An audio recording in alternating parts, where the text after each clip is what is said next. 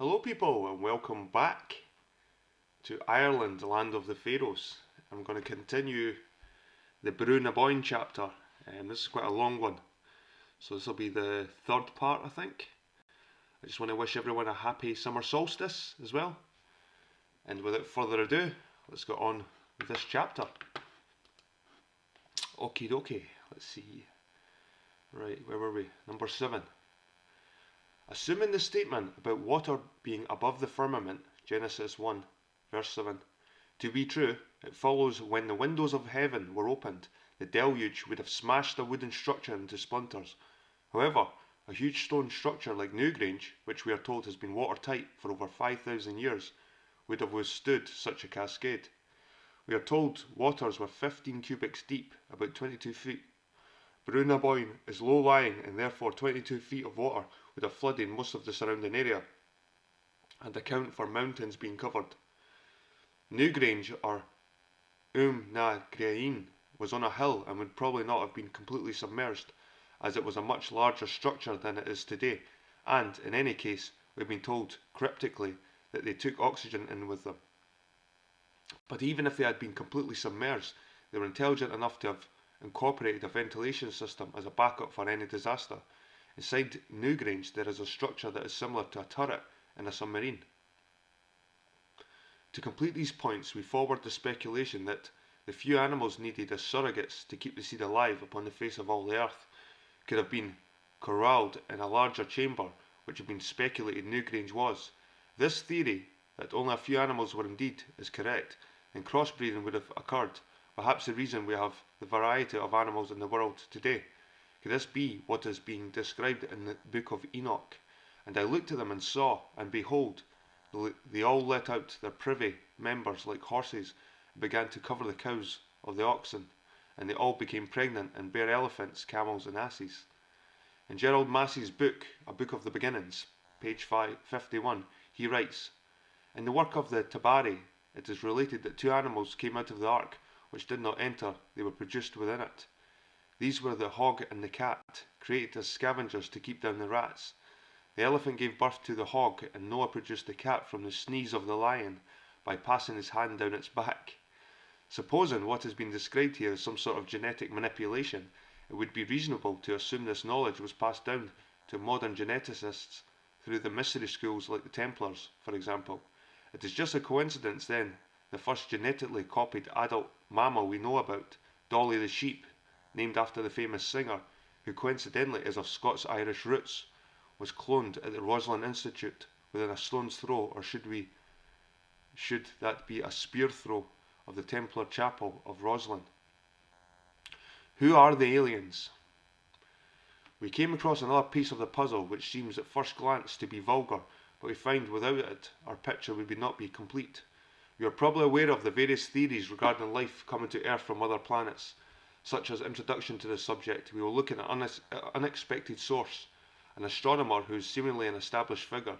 He is Professor Sir Fred Hoyle, 1915 to 2001, who coined the term the Big Bang, forgive the pun. He was said to have done this to pour scorn on scientists who were convinced the universe began with a single huge explosion. Professor Hoyle was a preeminent and controversial astronomer, becoming a Fellow of the Royal Society in 1957, which should give us a clue to where his sympathies lay. An accomplished science fiction writer, Hoyle was able to explore controversial topics because he did not respect the boundaries set for him by others. He was amongst a small group of high-profile controversial scientists that include Carl Sagan and Francis Crick. Crick, for instance, is a Nobel-winning biologist whose views about life on Earth and how it originated deviate from established wisdom. We will explore his ideas presently. Hoyle contends that life is not exclusive to Earth, but originated in outer space, as did diseases such as AIDS and BSE. This contentious view was reported to have started one of the biggest debates in astrophysics.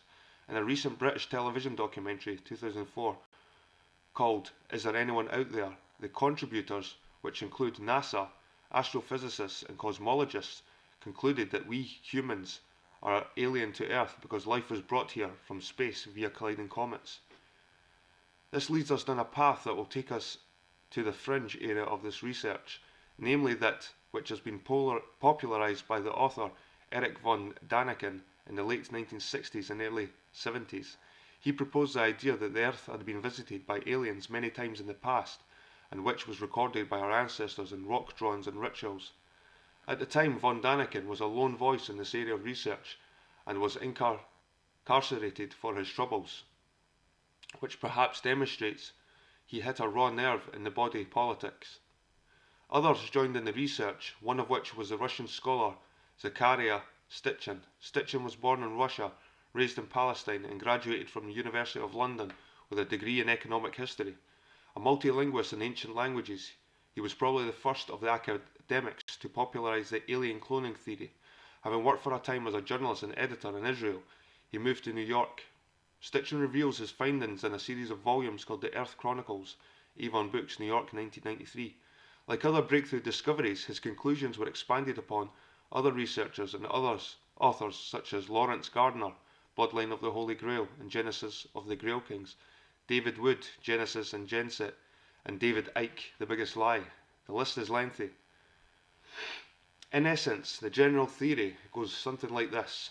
An advanced race of aliens named the Anunnaki, supposedly the Elohim or Shining Ones, visited the Earth many millennia ago, where they found a primitive race of ape-like beings or sub-race humans.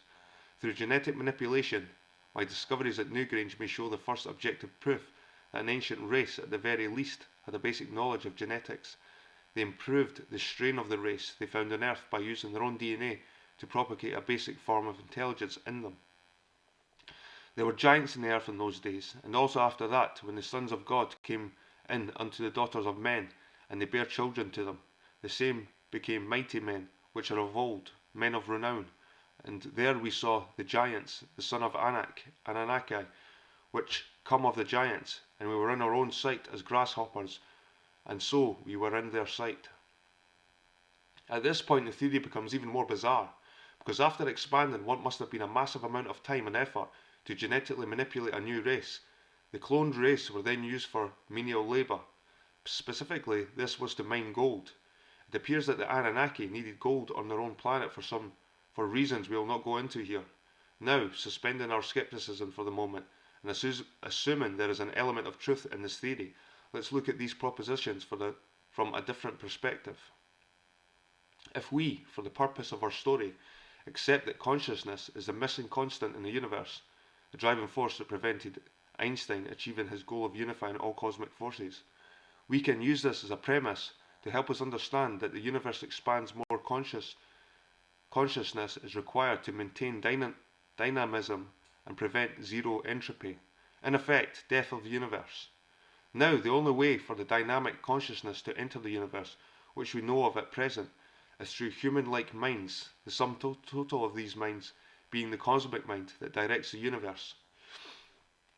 The question of other more advanced civilizations, more advanced by virtue of being in the universe longer, how much longer is a matter of conjecture, but logic tells us it could be billions of years, is taken up by astronomer Royal Professor Sir Martin Rees. We are still near the beginning of the evolutionary process. Moreover, some stars are billions of years older than our Sun.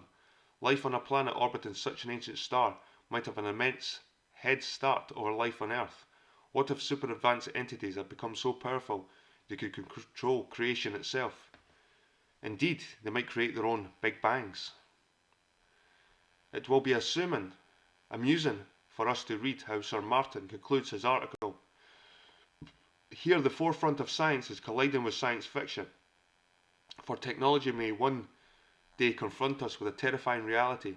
We could be living in a real-life matrix. Wow, what is this coming from a mainstream academic?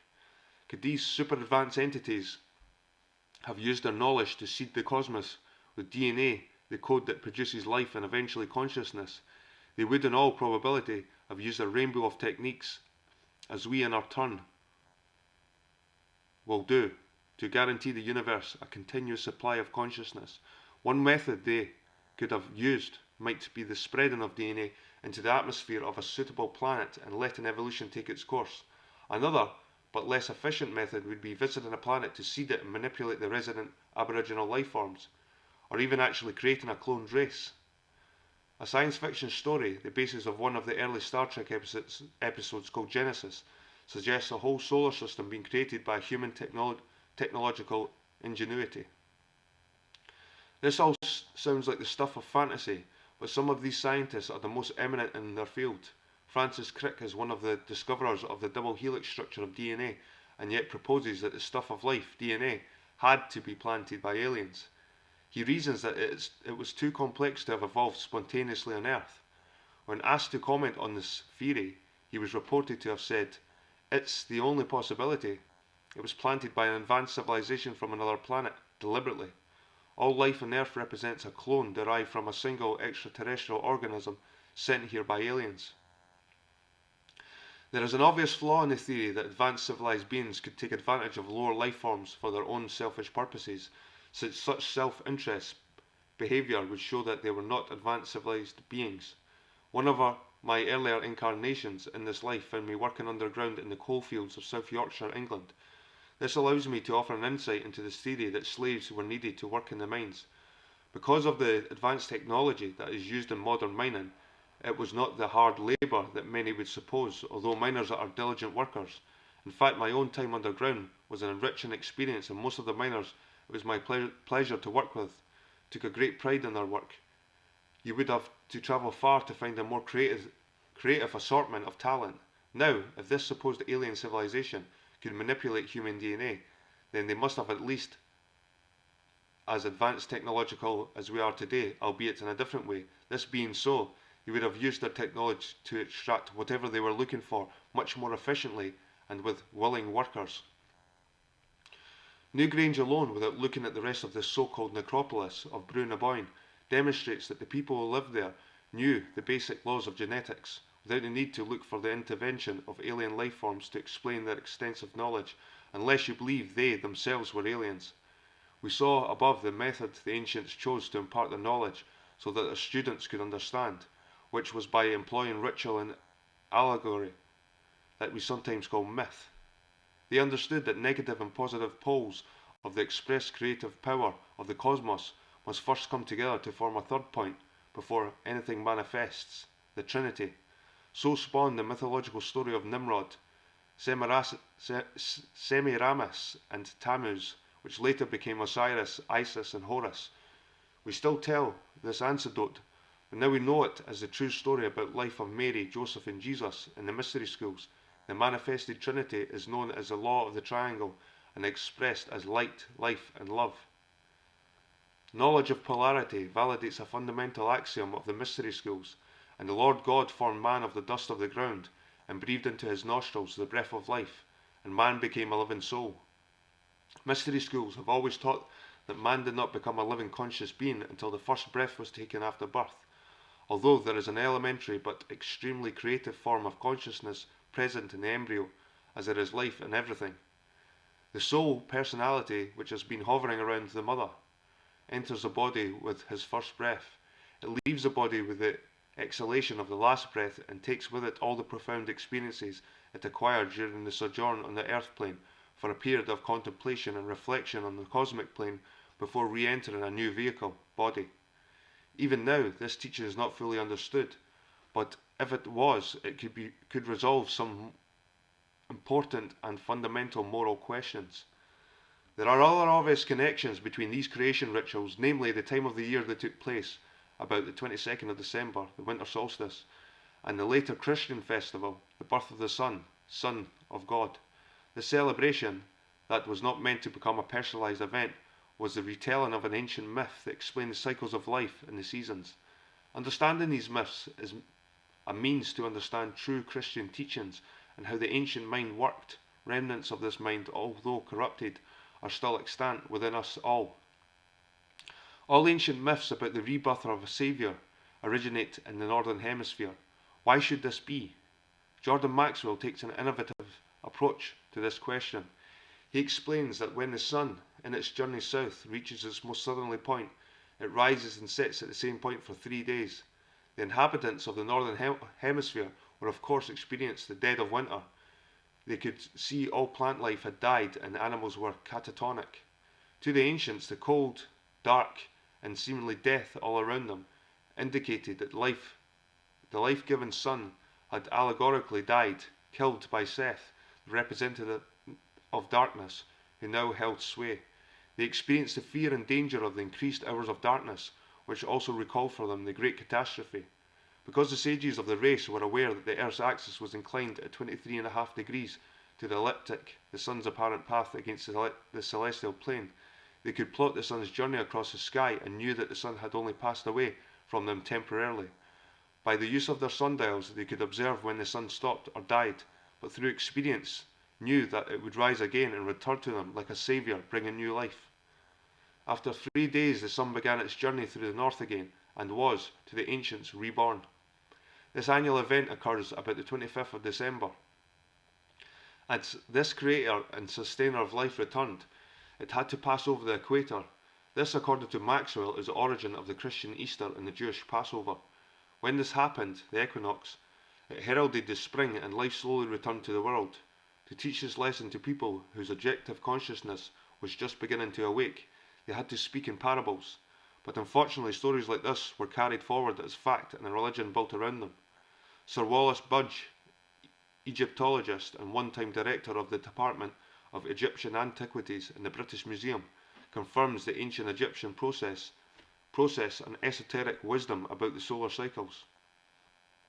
He states among the secret wisdom of the priests must be included the knowledge of which day was the shortest of the year, i.e., the day when Osiris died and the new sun began his course, and the day when Osiris would rise heliacally.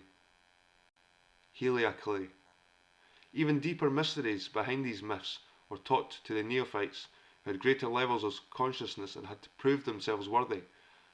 I am come that they might have life, consciousness, and that they might have it more abundantly. Their system is still in use today, reflected in the presentation of degrees to show what level of attained reached by a student. This method of teaching allowed knowledge to be made available to those who were ready to receive it, while at the same time keeping it hidden from the profane that would, and have many times before, abused the sacred knowledge. Understand this, that the knowledge held in trust by the mystery schools was never purposely withheld from anyone who sincerely sought and were deemed worthy to receive it. They were considered worthy or ready by the efforts they made to seek out the mysteries and by the level of intuitive understanding they showed. There is an old adage which says, when the student is ready, the master will appear. To criticize the mystery schools for withholding the mysteries from the masses, as Carl Sagan did in his otherwise outstanding television documentary Cosmos, is illogical as criticizing modern-day universities for withholding knowledge from primary school pupils. Keep in mind that everything the ancients saw as important and how they regulated their life and their world and prepared for the next was rooted in ritual. What we might recognize as a religious ceremony they would consider a normal part of daily life. The closest examples of this today, although weak, are demonstrated by the Jewish or Mormon religions with their integrated religious and family life. But most major religions as we find them structured today are a corruption of an earlier mentality which was only valid for a particular time, but has, unfortunately, been carried forward into our contemporary world with catastrophic results. Nevertheless, ritual to ancient civilizations was incorporated into their everyday lives so completely that it went unnoticed. Symbolism, on the other hand, has always been used to satisfy an ancient yearning that only the inner self understands. To prove that this ancient mentality is still extant today, we only have to look at about us to observe that modern society is also swamped with ritual, one of the reasons secret societies and religions are still popular with the masses. Indeed, symbolism infuses our consciousness to such an extent that we accept it unthinkingly, and because of this acceptance, it's easy to use it to manipulate and shape our views and opinions. In fact, to shape the reality we believe is outside of ourselves. This is easily proven by considering how symbolism is used in advertising to manipulate our feelings to the will of the advertiser. It is a lack of understanding about how symbolism and ritual relates to our lives and the major events of history that causes confusion in the present. As long as we do not take the time or the responsibility to understand how history, ritual, and symbolism integrate to give us a society we have at present, chaos will continue. We will be destined to use a twisted form of history as a weapon against each other, and dark forces will continue to manipulate for their own benefit. The use of symbols to convey meaning to the initiated and to conceal it from the uninitiated is as old as civilization. A clear understanding of the symbolic way of thinking is necessary if we are to unveil and comprehend the esoteric or hidden secret meaning of symbols of ancient and modern times. Jack Benjamin's Introduction for Symbols, Sex and Stars.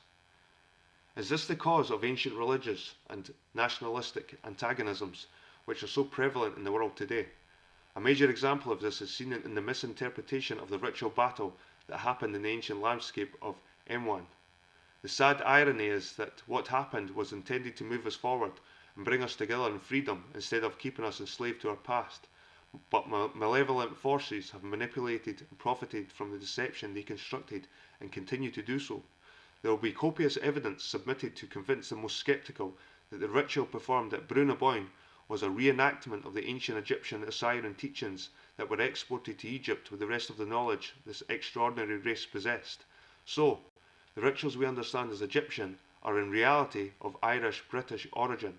This may not be as implausible as it sounds, for after all, the Irish monks, Comgall, Columbanus et al. Of Bangor Abbey exported their esoteric brand of Celtic Christianity to the rest of Europe. It is said they took Christianity into Europe and it returned to Ireland as Roman Catholicism.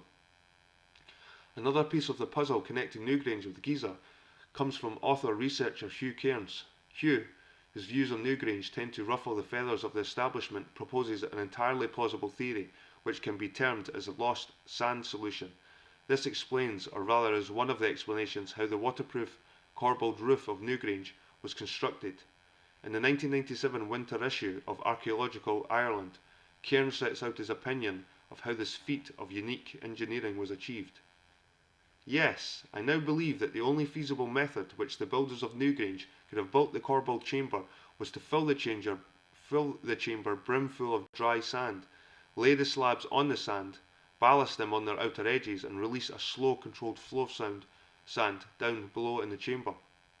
Very likely they stacked the balks of timber inside the pillar stones forming the entrance to the chamber to form a retaining dam. It would not take much ingenuity to construct a chute into the centre of the chamber with a simple mechanism to initiate the release and control of the sand. As the sand flowed from the centre of the pile, the slabs would settle equally, under control, settling perfectly every time into their horizontal arch configuration. Then the sand team refilled the chamber from top with leather bags of sand, and the engineers started the next course. In no time at all, a perfectly sound structure of successive courses of corbelling would be complete by this method. He goes on to say, with tongue firmly in cheek, and yes, I know the lost sand technique is supposed to have been first used in Egypt for the building of the pyramids, and perhaps the Pharaohs' architects did arrive at the method independently, for the simple reason that they have an abundance of sand out there. I wouldn't dare suggest for a moment that the builders of Newgrange exported their technology, now would I?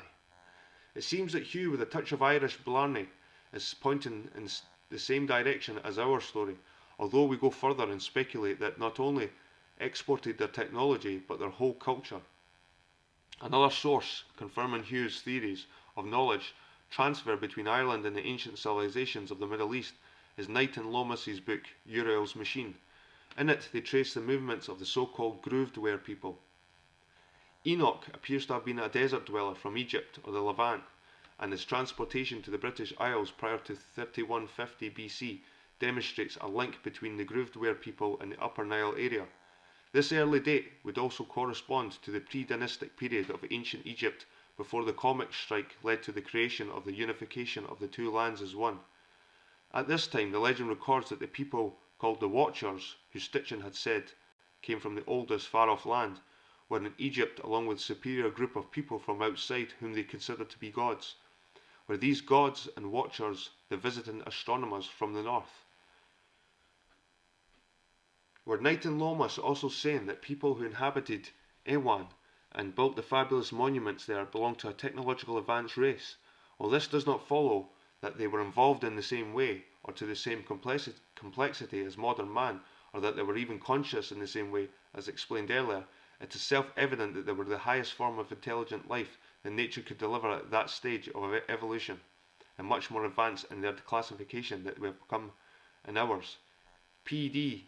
Ouspensky, a major contributor to the 20th century idea on religion, philosophy and psychology, and who wrote extensively on the processes of consciousness, seems to agree with us. Our fundamental idea shall be that man as we know him is not a completed being, that nature develops him only up to a certain point and then leaves him, either to develop further by his own efforts and devices, or to live and die such as he was born, or to degenerate and lose capacity for development. Julian Jaynes suggests that ancient peoples understood the laws of mathematics, physics and astronomy, which were required to build their monuments while remaining unconscious. The concept that any race could build such magnificent structures while remaining unconscious initially appeared incredulous to us. However, when we analyse Jaynes' concepts, we realise consciousness actually inhabits our cognitive skills. Without the interference of objective consciousness, the people of Boinne could solve problems at lightning speed, a feat that today we would label as a genius. Still, their minds, if they were confronted with the complexities of today's civilization, would probably break down, simply because it was a completely different form of consciousness which nature evolved for them. Catastrophe. We should understand by now that for our ancient ancestors to have embarked on a journey of such magnitude, something calamitous must have literally impacted upon them. It did. There occurred an event in this area known to researchers as the catastrophe theory. This cataclysm had a major effect on the mental and physical evolution of our prehistoric ancestors and can be identified in all the major religions of the world. The theory, as proposed by researchers, speculates that the Earth was knocked out of its original orbit by a rogue planet-sized meteor. Dr. Immanuel Velikovsky, as we will see below, postulates that Jupiter was this rogue newcomer. It entered our solar system to disrupt the planetary order, which, of course, caused mayhem on our Earth. Our planet was not only knocked out of its original orbit, which at that time may have been much closer to the neighbouring planets than it is today, but it has also caused the axis of the Earth to tilt to its present incline of 23.5 degrees to the ecliptic, the plane of the Sun. The rotational effect of the Earth produces a wobble, much like you see when a spinning top begins to slow down. One whole wobble has a duration of some 25,000 years that gives a slowly changing view of the heavens over millennia. This motion is known as precession of the equinoxes.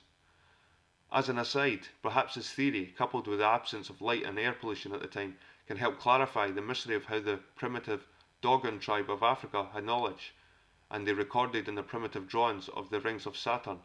In addition, it might show that they identified Sirius B, the smaller companion of the star Sirius, many years before modern astronomers knew it was there. Conversely, it is possible that the Dogon's knowledge of astronomy was as extensive and detailed as the Boyne scientists, which can be explained by the workings of the bicameral mind. They apparently knew that Sirius B has an elliptical orbit with Sirius A at one foci of the ellipse as it is, that the orbital period is 50 years. The actual figure is 50.04 plus or negative 0.09 years, and that the star rotates on its own axis. It does. They have described perfectly the DNA type elliptical orbit that the two make around each other. Modern day scientists have confirmed that. The strange story of the Dogon is based on the legends that tells of gods coming from the sky and teaching them about the star Sirius B. They called these particular aliens Nomos, who, it is implied, were reptilian in nature. Integrating the theories of Jaynes into this area of research would be a major step forward in clearing up many of the ambiguities of history. It is more credible to explain that ancient people had a mental organisation we do not fully understand, since we try to comprehend it from our own modern way of brain functioning and suggest gods coming from the sky. The ancient myths were actual stories of a cataclysm would be more acceptable to the rational mind than stories of aliens visiting Earth. Velikovsky was probably the most famous researcher to bring the catastrophe theory to public awareness with his Worlds in Collision, 1950. He credits W. Whiston, author of The New Theory of Earth, 1796, and Newton's successor at Cambridge and a contemporary of Halley, as one of his predecessors in catastrophe investigation, as well as Ignatius Donnelly, 1831 to 1901, with his book Ragnarok. Donnelly, a lawyer and politician before turning to writing, was probably better known for his book Atlantis, the antediluvian world, where he references many ancient sources in support of his premise that there was a world catastrophe which caused the sinking of the fabled Atlantis. The Egyptian priest of Sais told Solon that the myth of Phaethon, the son of Helios, having attempted to drive the chariot of the sun and thereby burning up the earth, referred to a declination of the bodies moving round the earth and in the heavens, comets, which caused a great conflagration upon the earth, which those only escaped who lived near rivers and seas. Some argue that Velikovsky derived his catastrophe theories from Common's Beaumont, but, as we saw above, Velikovsky credits an older source. Whatever the pros and cons of this particular argument, both researchers and their work are extremely important in advancing plausible answers to seeming anomalies in our history. Immanuel Velikovsky was born in 1895 at Vitebsk, Russia. He studied at the universities of Moscow, Berlin, Vienna and Edinburgh. Like Freud, he was interested in his Jewish roots, both religious and historical, and he spent most of his life researching and writing about them. The Great Catastrophe theory was the major outcome of his search for his roots. He presented his opinions in Worlds in Collision, first published in 1950. This was followed by Ages in Chaos, 1952, Earth in Upheaval, 1955, and a shift from catastrophe research, Oedipus and Akhenaten, 1960. In his first book, Velikovsky reconstructs the history of the Earth using his theory that planetary disturbances in our solar system cause catastrophe and a doomsday situation for humanity. He draws on the myths and legends of many diverse sources from the Bible to the astronomical charts of the Babylonians and on to texts of the ancient Egyptians. He contends that the source of most, if not all, myths and legends was a major series of catastrophes that took place in the 2nd millennium BCE. He lists a number of race memories comparable to Freud's archetypes and Jung's collective unconscious by comparing myths and stories found in the sacred writings of almost all countries with an ancient civilization, confirming that chaos had visited every country on earth. Credit is also due to Dr. Elie Waddell for bringing this knowledge into the popular arena. Although sadly his work has mostly been ignored by mainstream academia and is not as well known as Velikovsky, he has a brilliant mind and was an innovative researcher. His hypothesis, along with his fellow Scot Beaumont, follows the premise we are examining, that the Earth was hit or came into close contact with a passing comet, most likely passing through its tail. This has apparently happened more than once in Earth's history. In fact, one historian in particular thinks this happens on average about every 1500 years. Professor Mike Bailey points to 540 CE as the last major impact, which by inference gives us the date 2040 as a possible date for another strike. Even a close encounter with the celestial bodies has the effect of triggering numerous local electrical phenomena. Typically, this would range from erupting volcanoes to creating new ones and giant tidal waves causing massive flooding, such as the biblical events of Genesis, which have seriously decimated most, if not all, civilizations on Earth. Back to Velikovsky, who speculates that the comet that caused the Great Catastrophe was a segment of Jupiter that had broken off this giant planet and formed what we know now as Venus. Beaumont concurs with Velikovsky that the Earth was in collision with an extraterrestrial body, but Velikovsky goes further by stating that the Earth was knocked off its original orbit as a consequence, hence the 5 extra days we have in our calendar, that Beaumont says were contemporarily referred to as the 5 evil days. Beaumont focuses more on what happened to the civilizations of the Earth at that time, where these civilizations came from and who they were. In his book, The Riddle of Prehistoric Britain, Beaumont, as does Waddell in his volume The Phoenician Origins of Britons, Scots and Anglo-Saxons, purports that an advanced civilization they both call Aryan Phoenician lived in the northwestern area of the globe. This is a region that includes the British Isles, which both maintain was the cradle of civilization and not, as generally thought, the Middle East or Africa.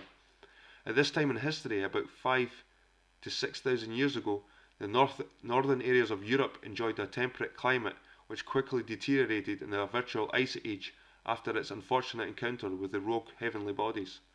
The ancient race then living in this area suffered the worst effects of the worldwide cataclysm that turned day into a seemingly everlasting night? Is it any longer a mystery why the worship of the sun, along with animism, was one of the earliest forms of religion? They experienced at first hand that there could be no life without the sun, hence the thankful praise for its reappearance at dawn and the prayers for its return the following night. Velikovsky, with brilliant research, demonstrates how and why this happened, and that all religion is based on the subconscious knowledge of this terrible cataclysmic event. From Russia, he quotes from the Hermitage Papyrus, which he says demonstrate lamentations about a terrible catastrophe, when heaven and earth turned upside down. I show thee the land upside down. It happened that which never happened. After this catastrophe, darkness covered the earth. The sun is veiled, and shined not in the sight of men. None can live when the sun is veiled by clouds. None knowest that midday is there. The shadow is not discerned, not dazzled is the sight. When the sun is beheld, he is in the sky like the moon. In this description, the light of the sun is compared to the light of the moon, but even in the light of the moon, objects cast a shadow. If the midday could not be discerned, the disk of the sun was not clearly visible, and only its diffused light made the day different from the night. The gloom gradually lifted with the passing years as the clouds became less thick. Little by little, the sky and the sun appeared less and less veiled. He analyses the years the Israeli tribes wandered in the wilderness and the misfortunes that befell them. It was the time of the wandering of the Israelites in the desert. Is there any indication that the desert was dark?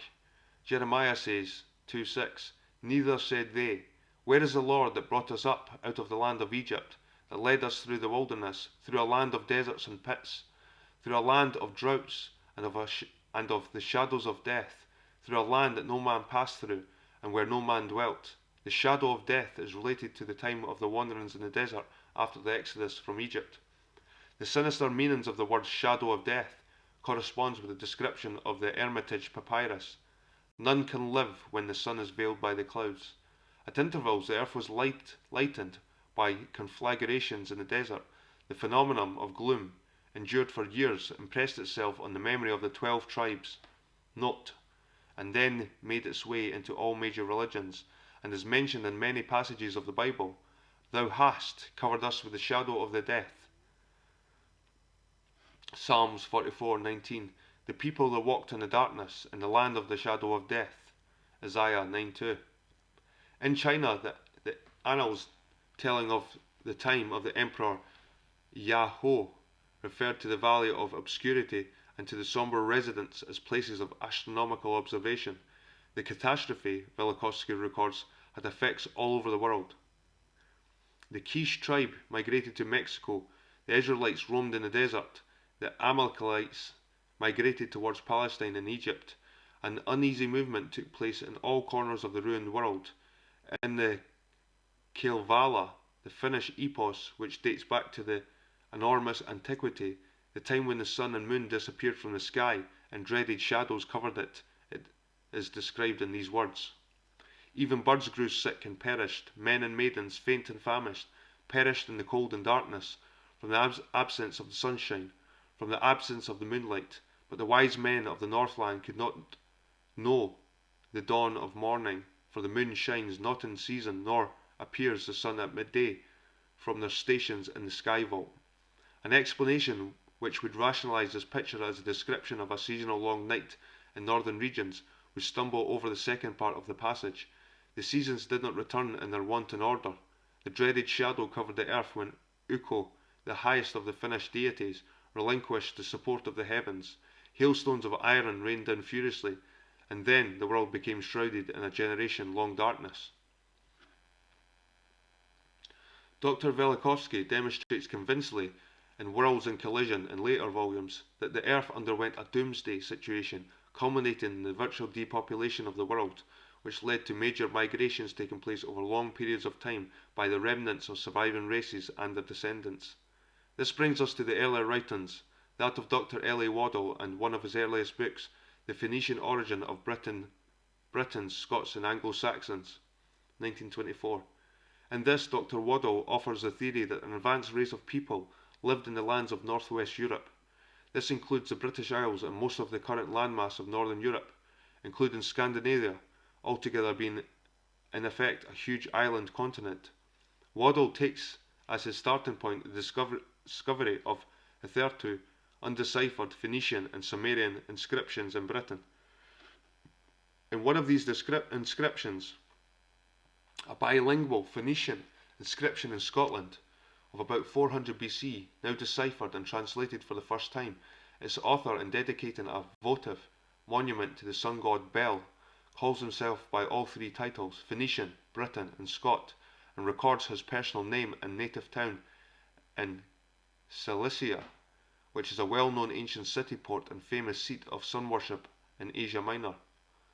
This uniquely important British Phoenician inscription, whilst incidentally extending back to the existence of the Scots in Scotland for over 8 centuries, beyond the period hitherto known for them to our modern historians, and disclosing the Phoenicians' origin, at the same time rehabilitates the genuineness of the traditional indigenous British chronicles as preserved by Geoffrey of Monmouth and Nennius. Waddell's meticulously detailed and original research takes his reader on an exciting journey through an untrodden paths to a land of refreshing discoveries about our ancestry. Informed opinion concedes he provides strong evidence that an advanced race we know little about lived a life we can only guess at. Perhaps this was the Eden of the Bible, where these people lived in harmony with their gods who made, as we would see it, everyday decisions for them bicameral.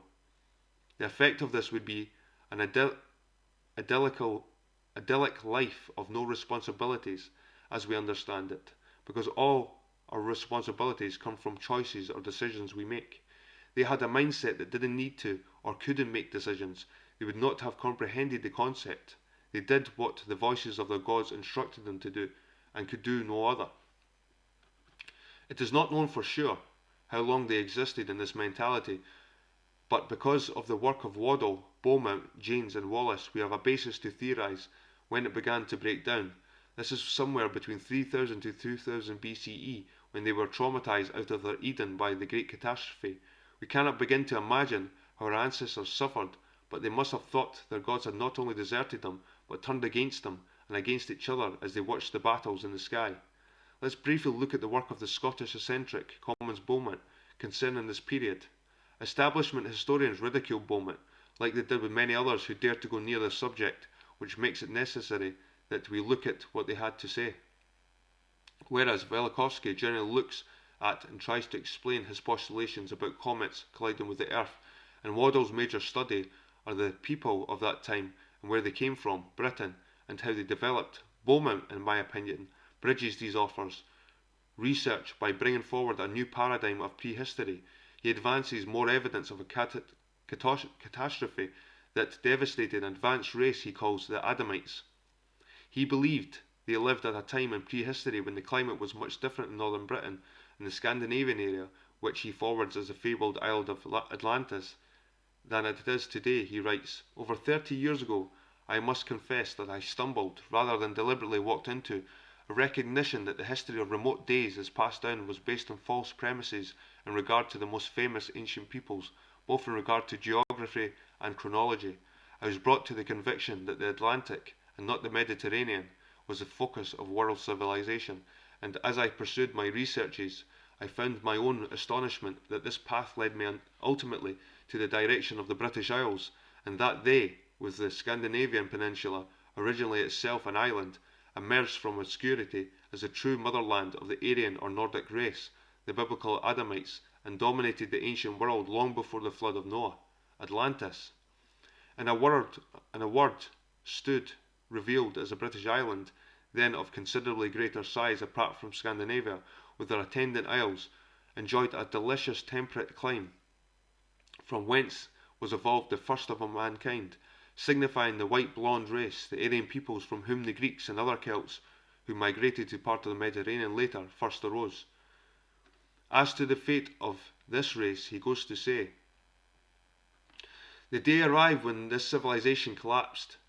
To a considerable extent it was prefaced by signs of internal deterioration, the growth of tyranny, ambition, greed, and a slacking of moral principles. Sounds familiar. The ruling caste learned too much of nature's secrets and developed them for the purposes of selfish aims. Today, the pursuit of science is open to all, whereas in the distant day, an immense gulf lay between the knowledge of the priestly initiates, which was pronounced divine, and that of their subjects and slaves.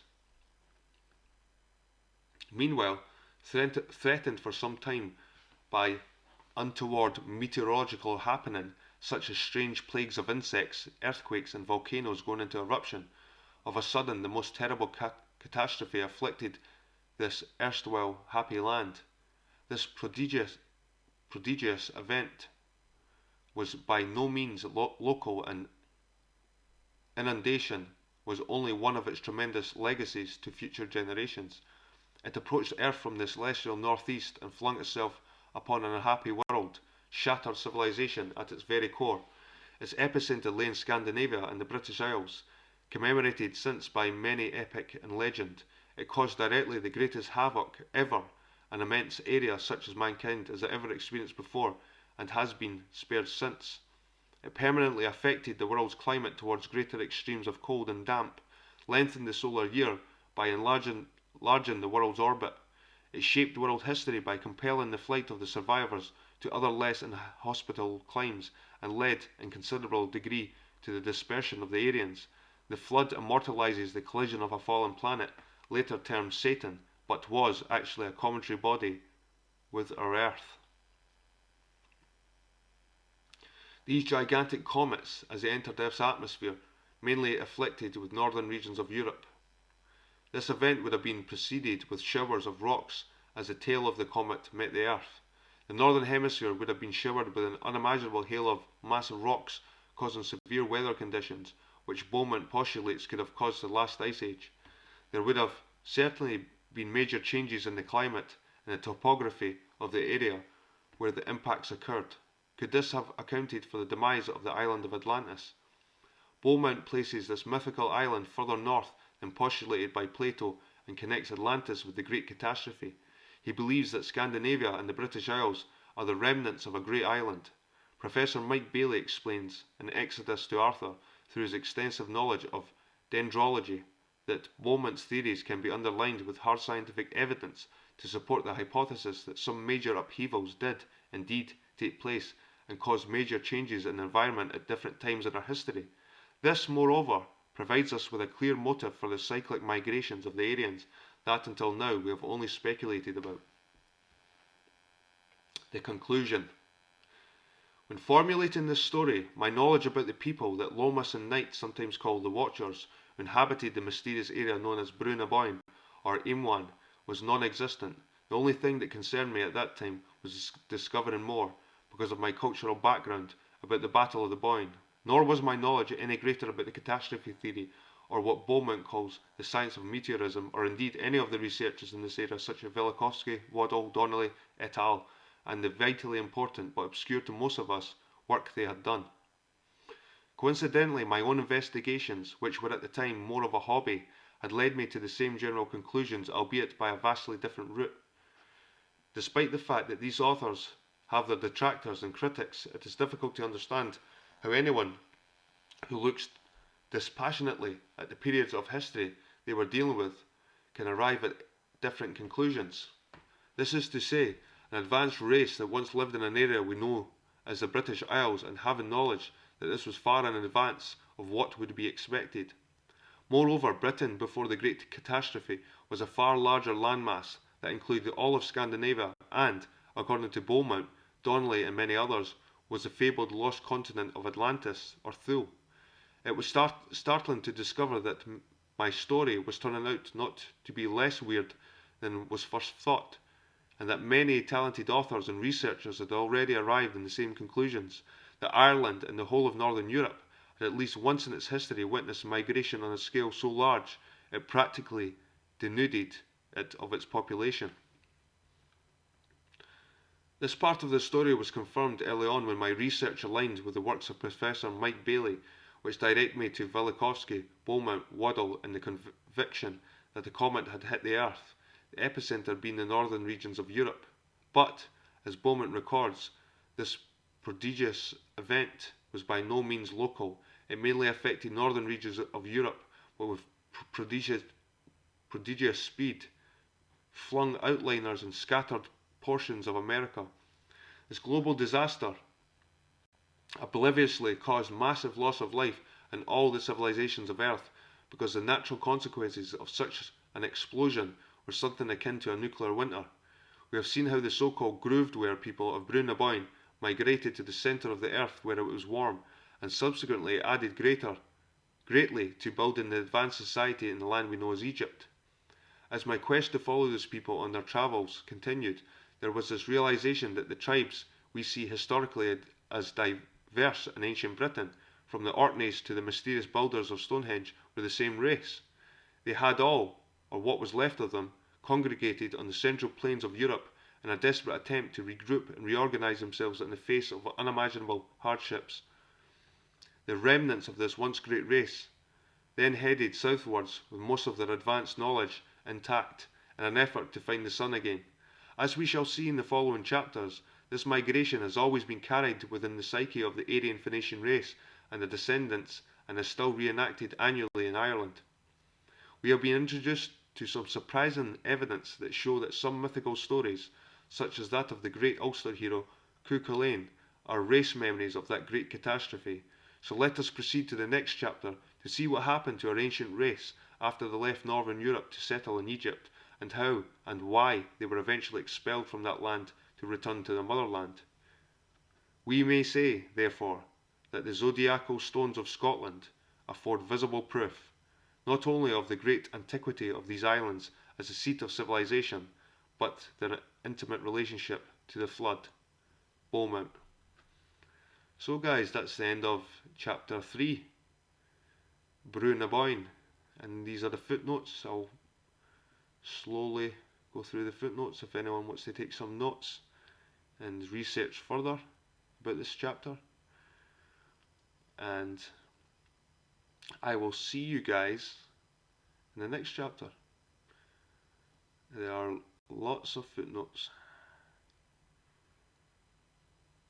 We've got some pictures here as well. So we've got the Red Hand of Ulster here, above Red Hand of Ulster, Guildhall Square, London. Above Red Hand, Sandy Row, Belfast. Note the 3 blood drops at the wrist, signifying a Hebrew motif. Left and right, Israeli flags flying on Main Thoroughfare in Belfast. These are Israeli flags flying in Ireland. It looks to be half-mast though, so this could have been after a certain incident in Israel. Right, the Masonic banner, Belfast. Look at the northeast on the banner. Is it showing a comet? So up here, that could be the comet that we're talking about. Left, Ark of the Covenant, Masonic headquarters, Dublin. So this is a recreation of the Ark of the Covenant. Above, representation of giants building cromlechs. And people, this thing here you see on the left, this image of a cromlech. I have a cromlech right there. It must be a stone's throw. Right there. I'll maybe show you at one time.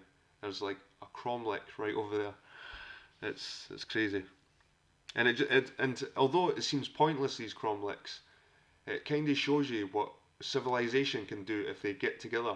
They can move these giant 10-ton rocks with very limited technology. So to me it kind of represents community and strength. Above, representation of giants building cromlechs. Above, Giants Ring, Belfast with cromlech in the centre. Right, Giant's Causeway on the north coast of Ulster. Left, a Talca Mackin mummy.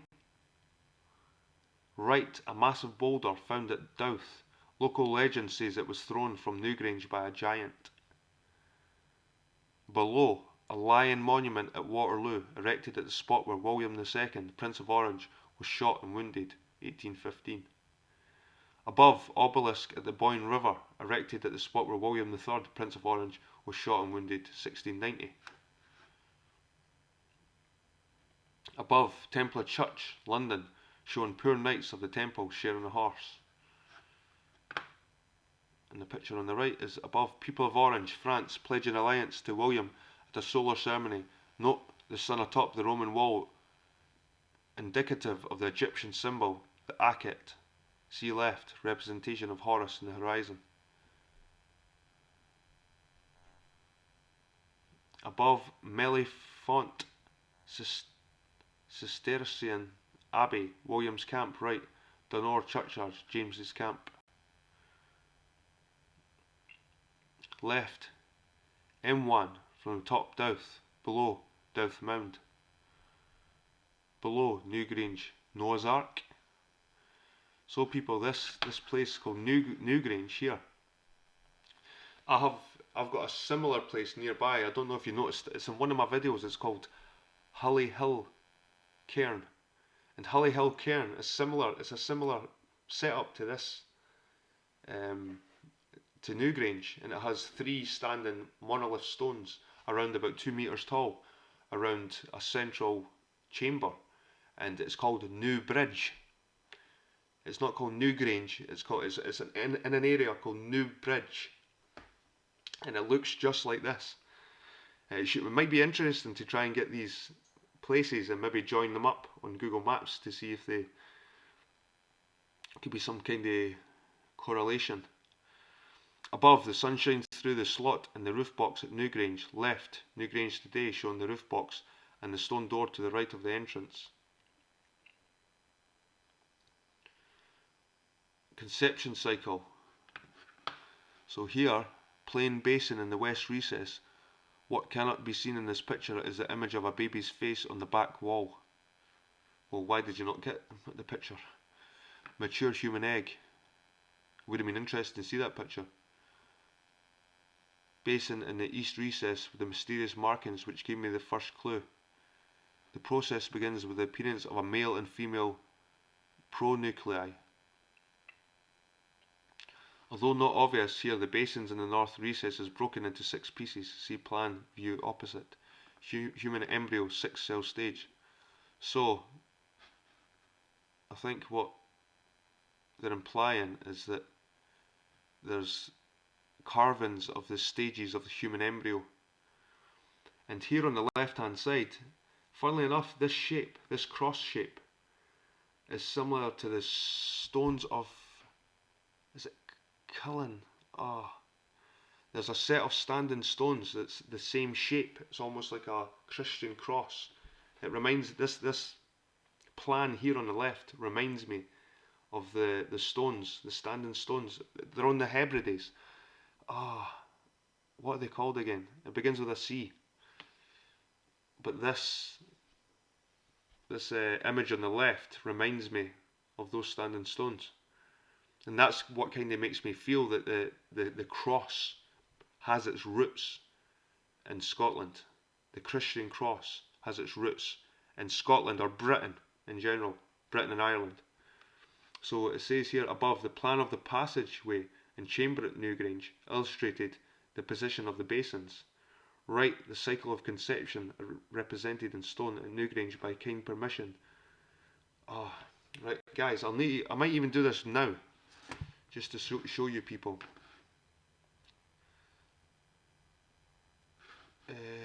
What's it called?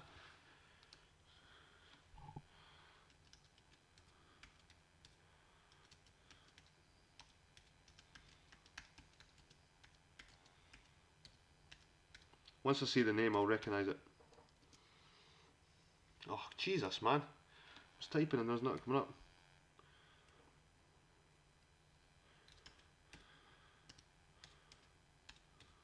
I can't even see my keyboard, it's that dark.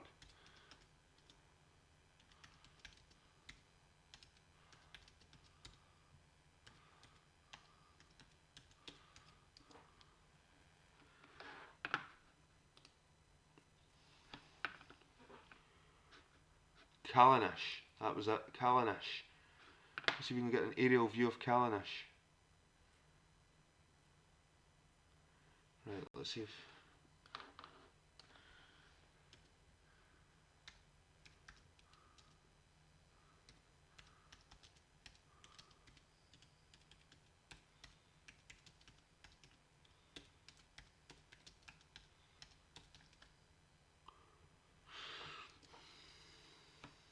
go, guys. So, aerial view of Callanish. Try to get a decent one. But it's a similar shape, people. See, they're not giving you a good picture of it. But if you here we go. Here, this is a better one.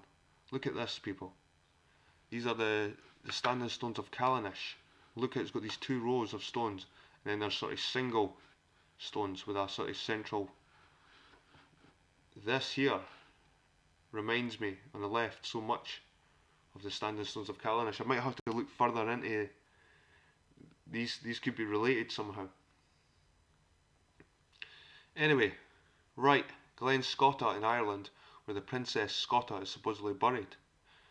Above, Akhenaten, Nefertiti and daughter Scotta, right, sculpted head of unknown Amarna princess.